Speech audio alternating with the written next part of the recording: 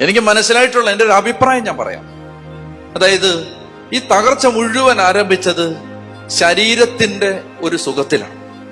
എവിടെയാ അത് ഏതൻ തോട്ടത്തിലാണ്. അത് കണ്ണിന് കൗതുകകരവും അതിങ്ങനെ കാണുമ്പോ നല്ല ഭംഗിയുള്ളതും ആ പഴം അത് തിന്നാൻ രുചികരവുമാണെന്ന് കണ്ട് അവൾ അത് പറിച്ച് തിന്നു.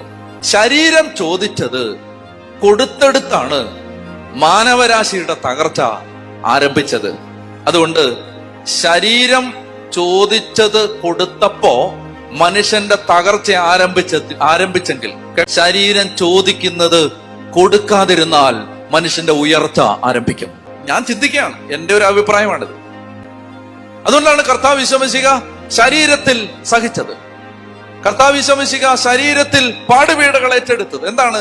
ഈ പാപം മുഴുവൻ ശരീരത്തിലെ ആസ്വാദനങ്ങളായിരുന്നു. അതിന് പരിഹാരമായിട്ടാണ് കർത്താവ് ശരീരത്തിൽ സഹിച്ചത്.